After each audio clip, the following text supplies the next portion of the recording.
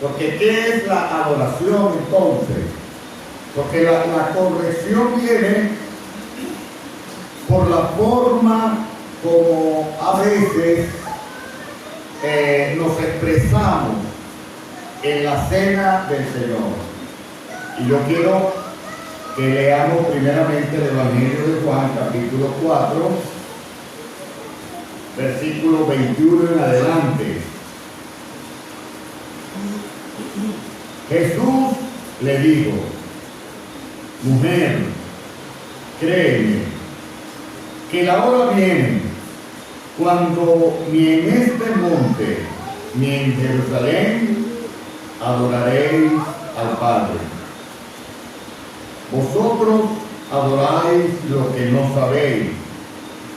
Nosotros adoramos lo que sabemos, porque la salvación viene de los judíos. Mas la hora viene, y ahora es, cuando los verdaderos adoradores adorarán al Padre en espíritu y en verdad, porque también el Padre tales adoradores busca que le adoren. Dios es espíritu, y los que le adoran en espíritu y en verdad es necesario que le adoren. En esta porción vamos a considerar varias cosas. Una de las cosas es que podemos creer que estamos adorando y no lo estamos haciendo. La otra cosa es que no hay un lugar exclusivo para la adoración en el tiempo presente. El Señor dice: ni en Jerusalén ni en Samaria. No hay un lugar exclusivo. Y la otra cosa que vamos a considerar es que el Padre está buscando. El Padre busca adoradores. Y Él 2 veces repite cómo debe ser la adoración: en espíritu y en verdad. Esto podemos resumirlo que el Padre busca adoradores que lo hagan de verdad y según la verdad. Que lo hagan de verdad y según la verdad. La verdad de Dios. Porque para adorar a Dios, Dios dice cómo debemos adorarlo. Ahora vamos a leer en 1 Corintios capítulo 10. Porque en la cena del Señor ocurren 2 cosas que nosotros hacemos. Y es que adoramos y a la vez bendecimos. La adoración tiene que ver con dedicarse exclusivamente a Dios. Me ocupo únicamente en Dios. Y la bendición tiene que ver con dar gracias por lo que Él nos ha dado y por lo que Él es. Dice 1 Corintios capítulo 10, versículo 16. La copa de bendición que bendecimos no es la comunión de la sangre de Cristo. La copa de bendición que bendecimos no es la comunión de la sangre de Cristo.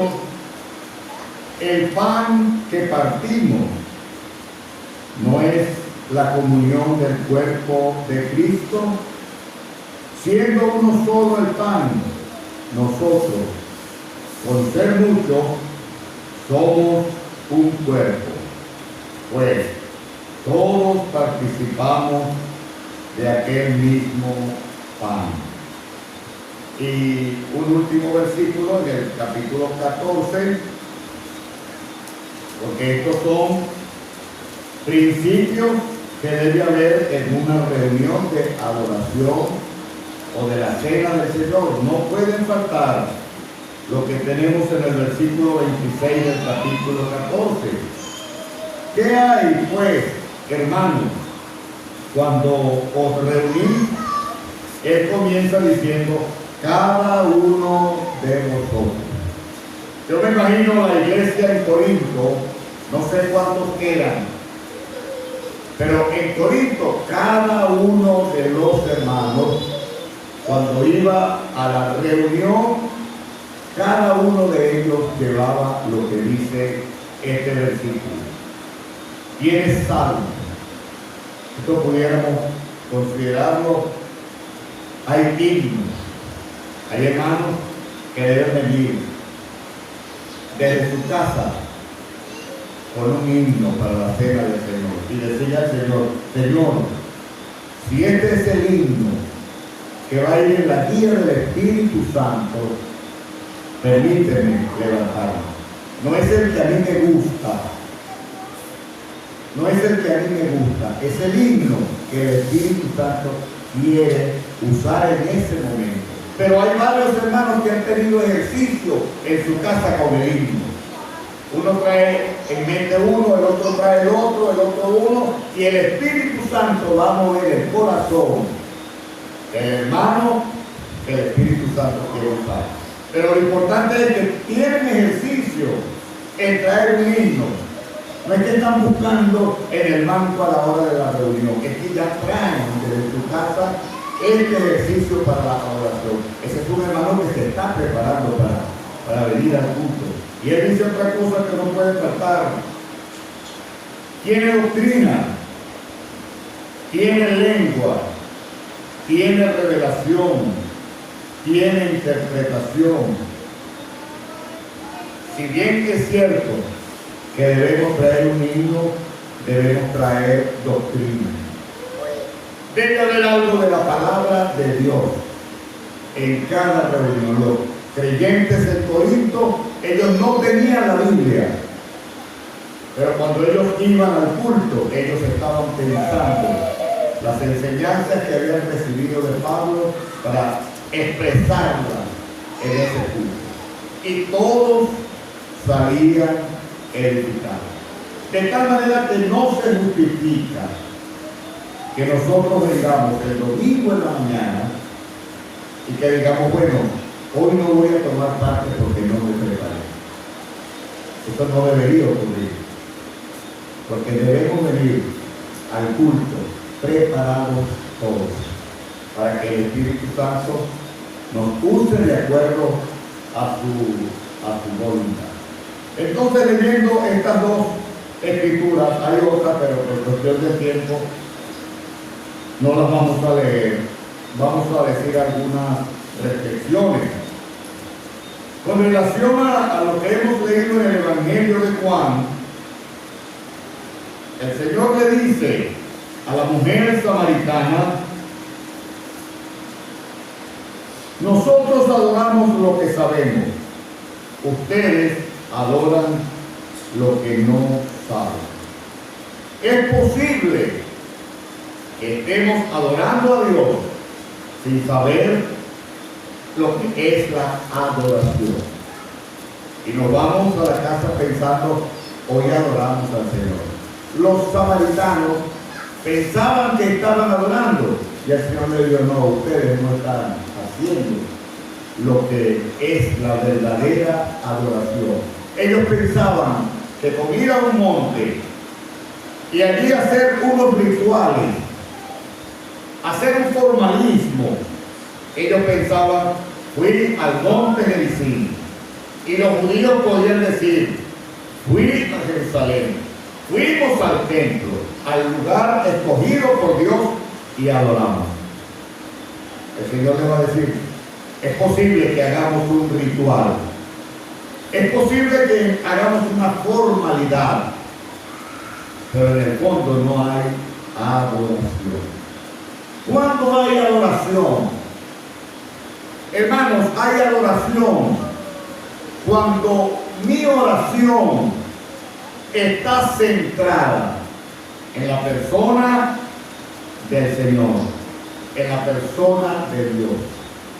Cuando yo me rindo a exaltar, a resaltar las virtudes y los atributos de Dios. Usted quiere ver lo que es una adoración. Y le voy a decir algo, hermano. El culto de adoración es una preparación para la eternidad.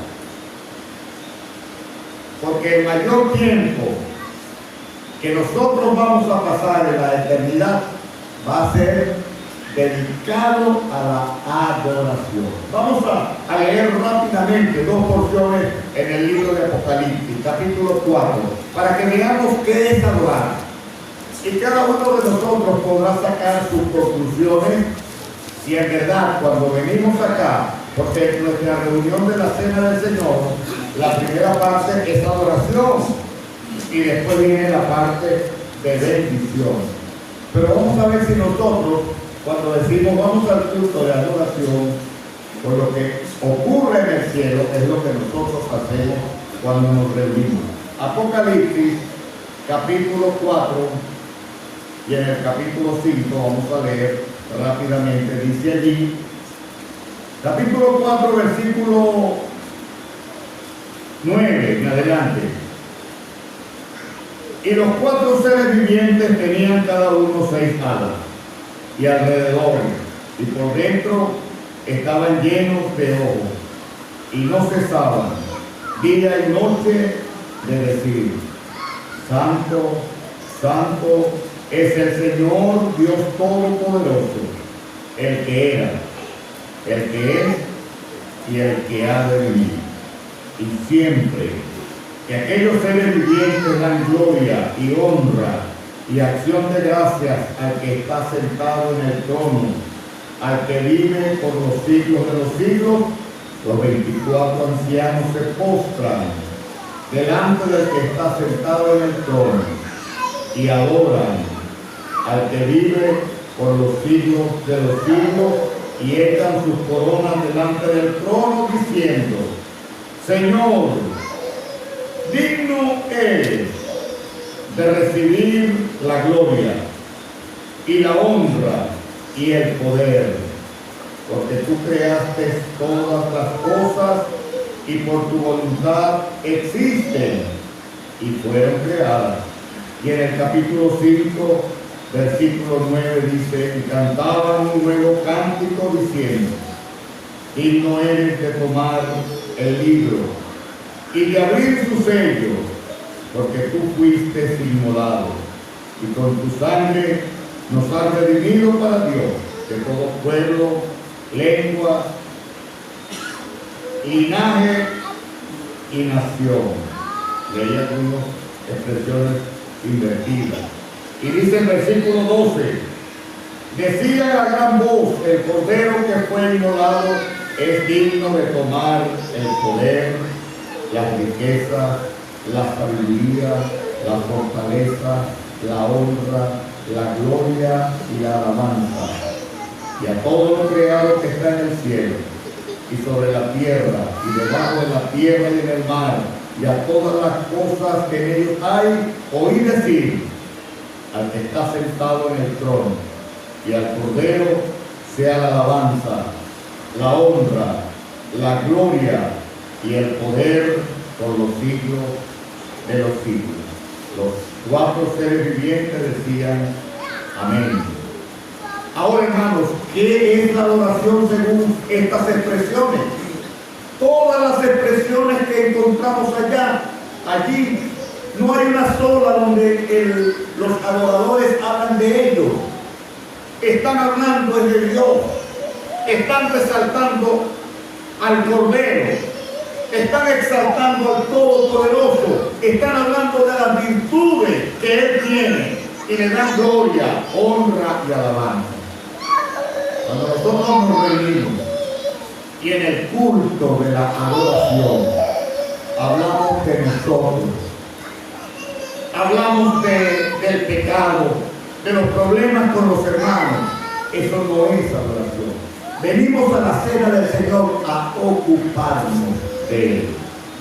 El Señor dijo: hagan esto en memoria de mí.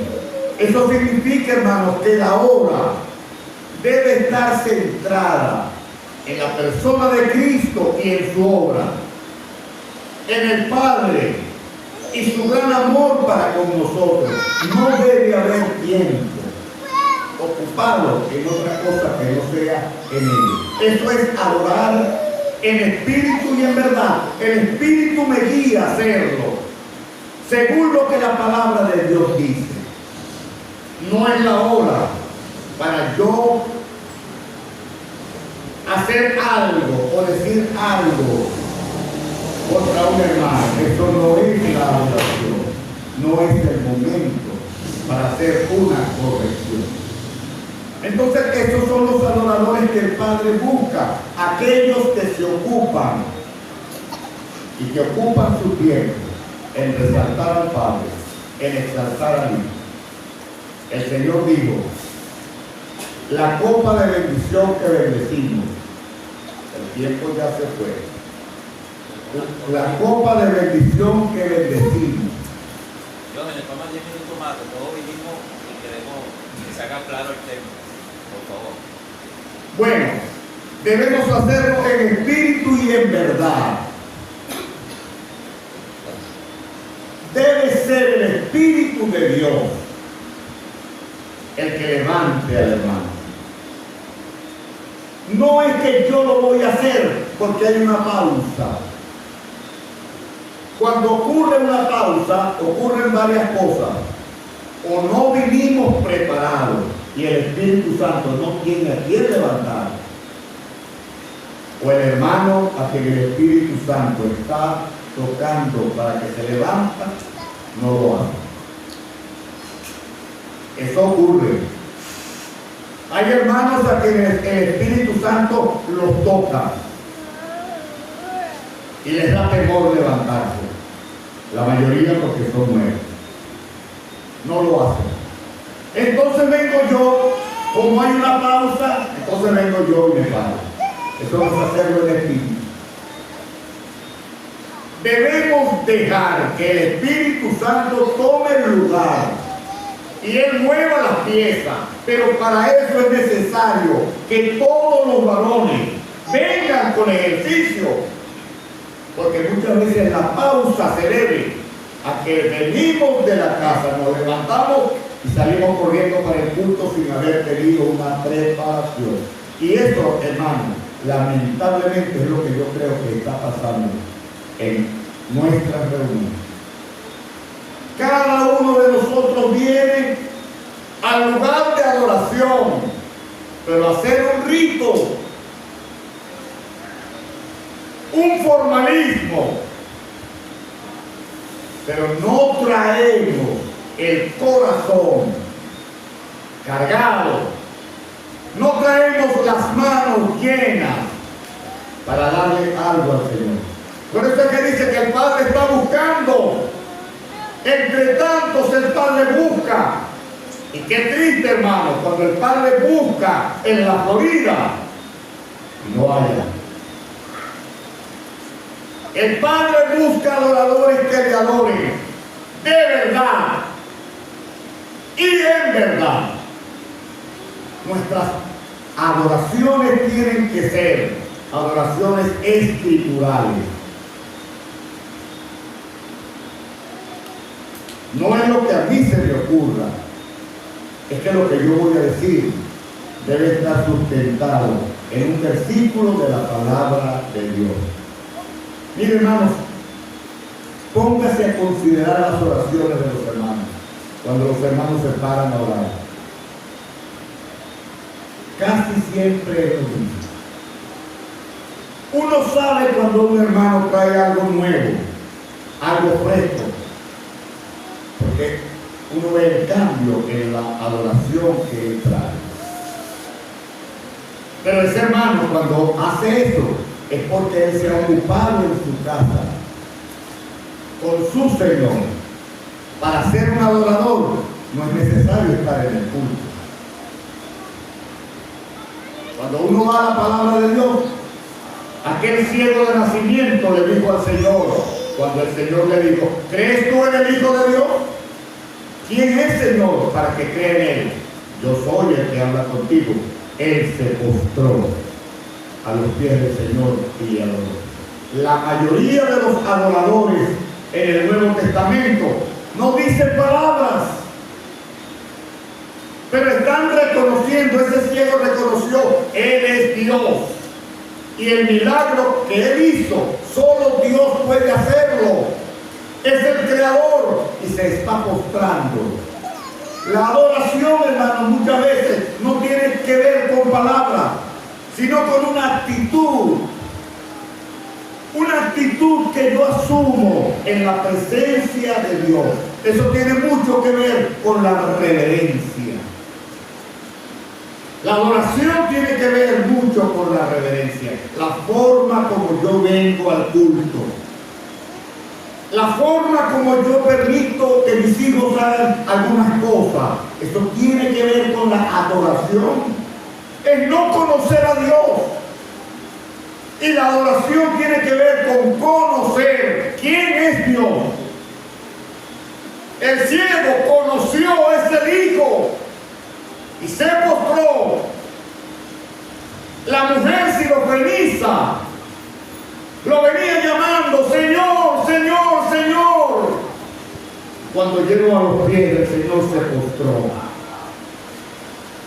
Cuando uno conoce quién es el que está en medio de la reunión,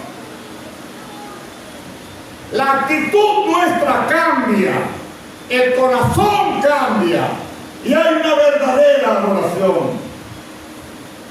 Uno de los problemas nuestros es que hemos perdido de vista que el Señor está en medio de nosotros. Por eso tenemos actitudes tan livianas. Yo me paro a llenar un hueco y el Señor está allí viéndome y Él sabe que yo lo estoy haciendo carnalmente. Eso es no conocer al que digo, donde están dos o tres, allí estoy yo. Hermano, aprendamos a conocer quién es Dios. En Apocalipsis, la primera expresión que hemos leído de oración, Santo, Santo, Santo, es el Señor Dios Todopoderoso. Eso impresionó a los 24 ancianos. Y dice, adoran. Están recibiendo una impresión de Dios. Están conociendo quién es Dios. El problema de nosotros es que no conocemos a Dios como Él es. Nos conformamos con saber, Él es nuestro Salvador. Pero fíjense todos los atributos, todas las cosas que aquellos hombres dicen de Él, como el Creador, como el Redentor. Él es digno de toda, esa es una de las palabras que sobresale, de toda la gloria, la honra, la alabanza, el poder y la gloria por los siglos de los siglos de los siglos. Hermanos, vamos a reconocer el señorío del Señor. Cuando el señorío del Señor impresione mi vida, yo voy a venir a este lugar con un espíritu de adoración, porque voy a reconocer estar en este lugar.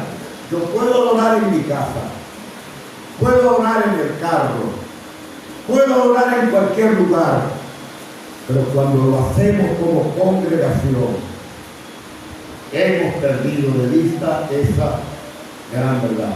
Él está en medio y lo conducimos como si Él no estuviera en medio de nosotros. El Padre busca, no se cansa de buscar, está buscando adoradores. Eso significa, ya salvó al pecador, ya lo salvó. Ahora quiere que el pecador le adore. Y qué triste es que nosotros deberíamos buscar al Padre, y es el Padre que nos está buscando a nosotros, porque son escasos ¿Cómo es posible que aquí hay hermanos que en el año no se paran en la cena del Señor? Cuando os reunís, dice Pablo a los Corintios, cada uno de vosotros, todos los hermanos varones en la asamblea, deben ser adoradores. Y deben venir con ese espíritu de adoración. Pero para eso, usted tiene que buscar en la Biblia a ese Dios que no solo le ha salvado, a ese Dios que se revela, para que en la medida que usted lo conozca, usted se postre delante de él. Si nosotros lo hacemos, el domingo vamos a tener aquí una cena del Señor inolvidable. Inolvidable. Si nos vamos a la casa sin tomar en cuenta la amonestación de la palabra de Dios, vamos a volver al ritual, al formalismo, y vamos a dejar al Señor a un lado. Y Él está aquí observando. El Padre está buscando adoradores de verdad. No que yo pida un himno para que me lean. No que yo lea una porción porque hay que leer la Biblia. El Padre está buscando, hermano. Te está buscando a ti y me está buscando a mí. Y Él quiere que le adoremos.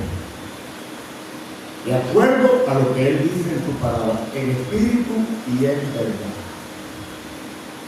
Porque debe ser una adoración de acuerdo a lo que está en la palabra de Dios. En la cena del Señor nosotros adoramos y bendecimos. Ocupamos la primera parte de la adoración en adorar. Y después entramos en la parte de bendecir. Cuando llega la hora de tomar la copa, cuando llega la hora de comer del pan, bendecir. ¡Qué bendición, hermano! ¡Qué bendición! Estar aquí el domingo en la mañana con el pan y la copa. ¡Qué bendición! Lo estamos viendo así como una bendición, o ya nos acostumbramos tanto. Mírame yo que tengo 47 años viniendo al culto. ¿Cuántos tiene él? Ismael, más que yo, ¿verdad? Viniendo al culto. ¿Cuánto tiene Roberto viniendo a la cena del Señor? ¡Qué bendición! No perdamos de vista, es una bendición. Y cuando no venimos sin causa justificada, perdemos la bendición. Pero venimos a bendecir, a darle gracias a Dios, a hablar bien, a hacer esto en memoria de mí. Qué triste cuando yo estoy en la cena del Señor y un hermano no bebe de la copa y un hermano no come del pan. Está menospreciando la bendición. Porque se supone que cuando venimos es porque tenemos todo un regalo para hacerlo y venimos a adorar al Padre. ¡Qué bendición, hermano! Hermano, vamos a prepararnos desde hoy para el próximo domingo. Traigamos algo para Dios. Pongámonos en las manos de Dios. No es que yo voy a traer algo y como tuve ejercicio, en el primer minuto me voy a parar. No, eso no es. El Espíritu es dejar que el Espíritu sea el que me use. Y si usted se va a su casa sin dar lo que trajo, usted adoró al Señor. No crea que si no tomó parte lo adoró. Sencillamente el Señor usó al hermano que en el hilo del Espíritu llevaba las cosas según el deseo de Dios para ese momento. Pero él lo puede usar en otro momento. Una hermana me decía, está bien, hermano, que al final del culto un hermano, cuando ora para terminar el culto, y le digo porque ella me dijo, considérelo, termina la cena del Señor, el hermano se para a cerrar la cena del Señor en su oración. Entonces ella me decía, ¿es correcto que ese hermano ore por el próximo culto que viene? Si en el próximo culto lo primero que vamos a hacer es orar. Y le digo, bueno, si vamos a continuar inmediatamente con el otro culto, puede hacerlo. Pero lo correcto es que usted termine adorando, sin pedir. Sin pedir. El culto de la cena del Señor no es para pedir, ni siquiera para pedir para el próximo culto. No es para pedir. Señor, ayúdame a adorar, que no es el momento de pedirle al Señor que nos ayude. El culto de la cena del Señor y de la adoración es para darle a Dios. No perdamos eso de vista. Es para darle al Señor, no es para nosotros pedir. Esa hora no pidamos, porque no es el momento de pedir, es el momento de dar. Que el Señor le bendiga. Amén.